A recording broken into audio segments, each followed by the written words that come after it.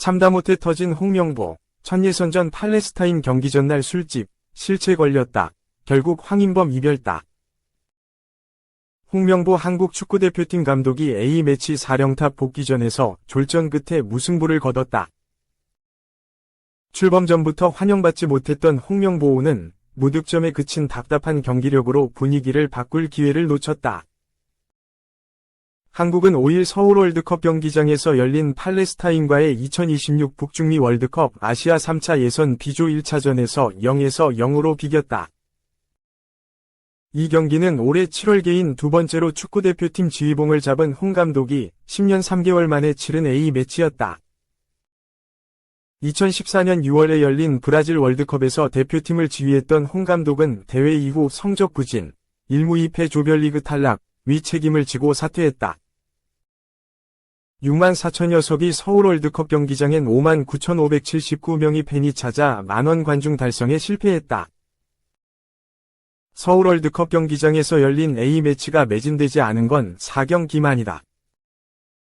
홍 감독 선임에 대한 부정적인 여론과 대한축구협회가 일부 좌석의 티켓 가격을 인상한 게 영향을 끼친 것으로 보인다. 대표팀은 유럽 리그에서 뛰는 선수들의 합류가 늦어지면서 완전체 훈련을 이틀밖에 하지 못했다. 홍 감독이 짜임새 있는 전술을 선수들에게 주문하기에는 시간이 짧았다. 하지만 국제축구연맹 FIFA 랭킹 96위 팔레스타인은 한국 23위 보다 랭킹이 73계단 낮은 약체다. 팔레스타인은 이스라엘과의 전쟁 여파로 자국 리그가 중단된 상태다. 한국으로 오기 전에는 말레이시아에서 훈련을 소화했다.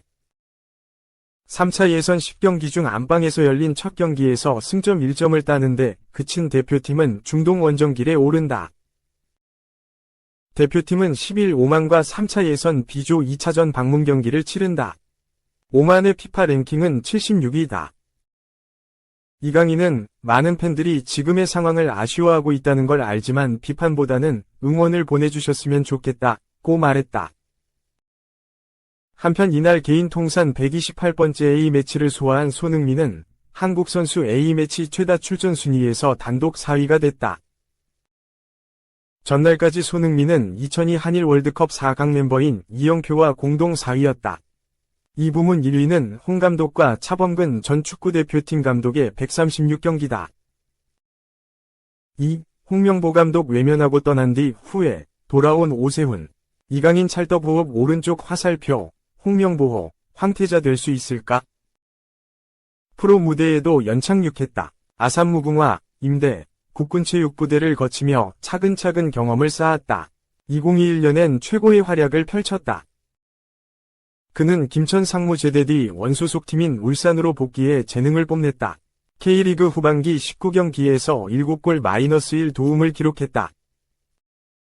컵대회 등 공식전 기록까지 더하면 10골 -4 도움을 남겼다. 오세훈을 향한 러브콜이 이어졌다. 일본 제1리그의 시미즈가 오세훈 영입에 나섰다. 당시 울산을 이끌던 홍 감독의 생각은 달랐다. 오세훈이 울산에 남아 간판 토종 스트라이커로 활약해주길 바랐다. 하지만 오세훈은 홍 감독을 떠나 시미즈 유니폼을 입었다. 결별 과정에서 울산 구단, 홍 감독과 매끄럽지 않은 모습을 보이기도 했다. 그렇게 3년이 흘렀다. 자신만만하게 떠났던 오세훈은 일본에서 우여곡절을 겪었다. 시미즈에선 기대만큼 활약하지 못했다. 올 시즌을 앞두고 승격팀 마치다 젤비아로 임대 이적하며 새 도전에 나섰다. 오세훈은 올 시즌 24경기에서 1679분을 뛰며 7골 -2 도움을 기록했다. 그의 활약 속 마치다는 순항하고 있다. 제1리그 1-29경기에서 16승 7무 6패, 승점 55를 기록하며 2위에 랭크돼 있다.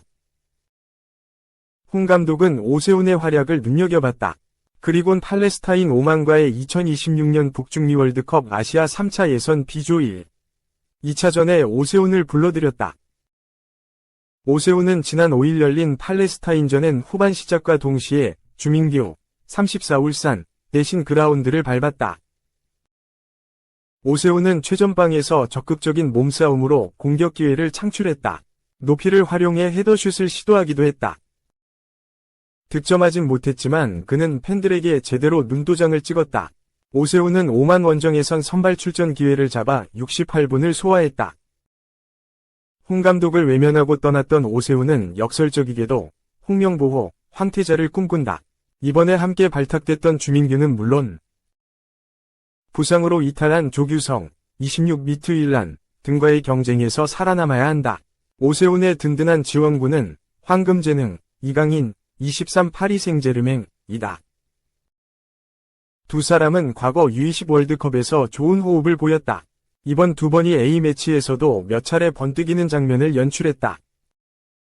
오세훈은 14일 열리는 아비스파 후쿠오카전을 시작으로 다시 가치 입증에 나선다. 3. 정말 대한체육회와 종목단체에만 책임이 있을까? 안세영은 파리올림픽 여자 단식 금메달 직후 배드민턴 협회에 대한 문제점을 폭로했다.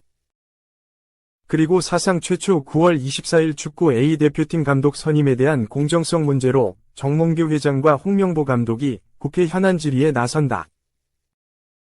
문체부는 체육단체 개혁이라는 프레임 아래 체육회 배드민턴협회 축구협회에 대한 조사를 강도 높게 진행하고 있다. 문체부가 이렇게 압박 수위를 강하게 가져갈 수 있는 본질적 문제는 이 세 개의 단체가 문체부의 보조금을 받고 있기 때문이다.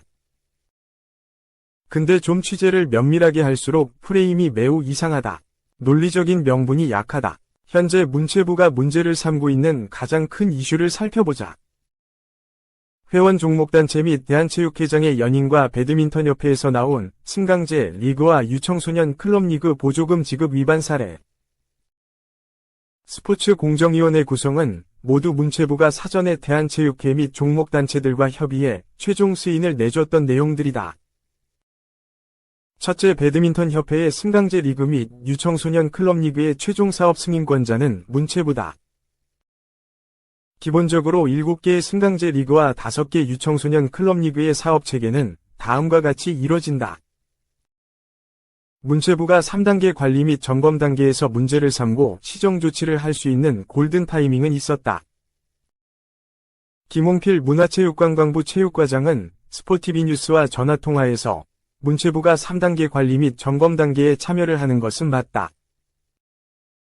중간 브리핑 자료에 있듯이 회장이 협회 직원도 모르게 구두 계약을 한 사항이라 협회 직원, 대한체육회 직원들도 모르고 있던 사항이다 고 말했다.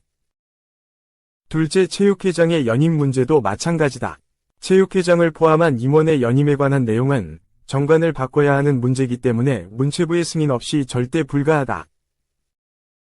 근데 체육회는 이미 6년 전 2018년 4월 회장 연임에 대한 규정을 문체부에 승인받았다. 셋째, 종목단체장 협회장 선거도 똑같다. 축구, 정몽규, 양궁, 정희선, 핸드볼, 최태원 등 종목단체 체육회장에 대한 연임 규정도 모두 문체부의 승인이 있었기에 정관을 수정한 것이다. 즉 종목단체와 체육회가 모두 정관 수정을 할 때 문체부에게 보고를 했다.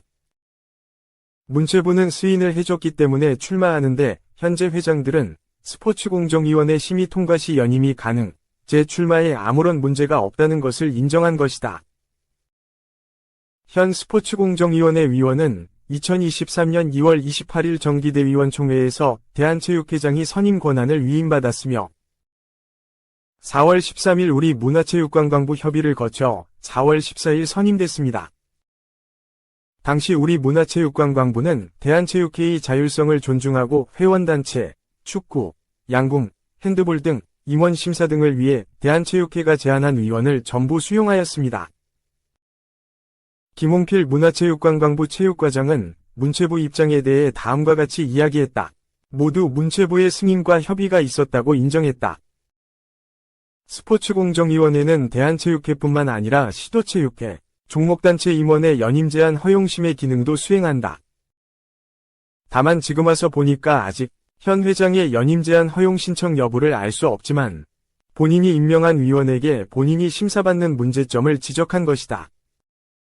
최근 뉴스만 보면 대한체육회와 종목단체들만 문제투성이라는 프레임이 대다수다. 문체부는 체육회와 종목단체들의 상위기관이다. 수년간 관리감독 소홀에 대해 매우 큰 책임이 있는데 문체부에 대한 관리, 소홀 문제를 이야기하는 사람은 아무도 없다. 문체부의 가장 큰 잘못은 안일함과 방관인데 말이다.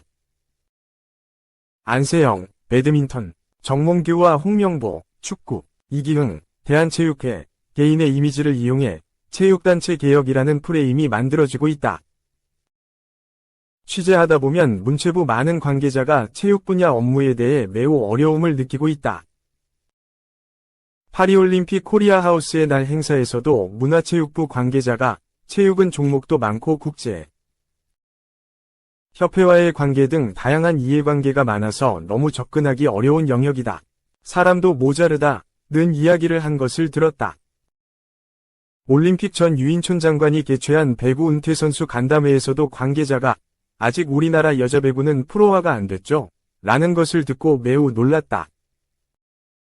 문체부는 8월 28일 보도자료를 통해 종목단체 자율성 확대 보조금 관리의 공정성, 투명성 및 책임성 강화라는 토대로 대한체육회가 아닌 직접 교부 방식으로 바꿀 계획이 있다고 밝혔다.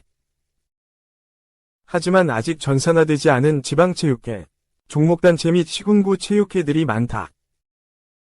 한 지방체육회 관계자는 지방체육회와 하위인 시군구 체육회 직원들은 실무는 잘하지만 행정 시스템이 잘 갖춰져 있지 않다. 문체부가 직접 예산을 편성한다? 투명하지 못한 예산 사용이 더 많을 것이다. 그래도 체육회가 체육 업무에 적합한 전산 행정 시스템을 구축했기 때문에 사업이 운영될 수 있는 것이다. 체육 현장을 모르고 문체부가 주장하는 것들이 너무 많다고 설명했다. 문체부가 조금만 더 일찍 체육계 현안에 관심을 가졌어야 한다는 지적들이 많다. 문체부는 수사기관이 아니다. 강도 높게 조사하고 브리핑을 하기 전에 체육회 종목단체 직원들이 수년간 현장에서 땀 흘리고 고민하며 만들었던 좋은 정책들을 벤치마킹 및 내부회의도 필요하다. 익명의 문체부 관계자는 우리 문체부 잘못도 있다고 본다. 체육에 배정된 사무관들의 숫자가 물리적으로 부족하고 체육 행정 이해도가 체육회 직원들보다는 낮다. 또 인사이동도 많기 때문에 꼼꼼하게 예산이나 사업 과정들을 모니터링할 수 없다. 국민들을 위해 많은 체육 사업들이 없어지면 안 되는데 우리도 학습을 더 할 필요가 있다. 고 냉정하게 현 상황을 평가했다. 행정구조상 문체부는 체육회와 종목단체들의 최종 관리 감독 단체이다. 스스로 체육회 및 종목단체 직원들과 심도 있게 토론할 수 있을 정도로 체육행정 이해도에 대한 학습이 필요하다. 또 실무 직원들이 체육회 도움 없이 즉시 체육행정에 투입할 수 있는지 파악해야 한다. 하지만 문체부 직원들은 1에서 2년마다 인사 발령이 나서 체육에 대한 전문성이 떨어진다는 한계가 존재한다. 지방의 디비전 리그 당구 디렉터도 문체부가 점검을 올 때는 미리 다 알려주고 준비를 할 때가 많았다. 형식적인 점검들이 많았다. 당구에 대해서도 잘 모르는 담당관이 실사를 나오기도 한다. 고 이야기했다.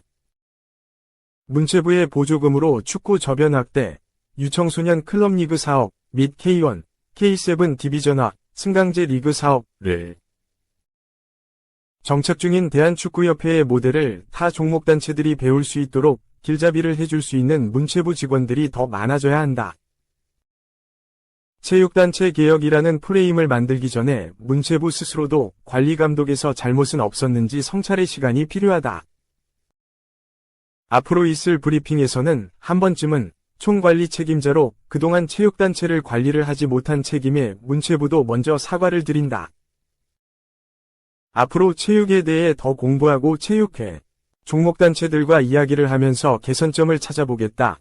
는 말이 꼭 나오길 간곡히 희망한다.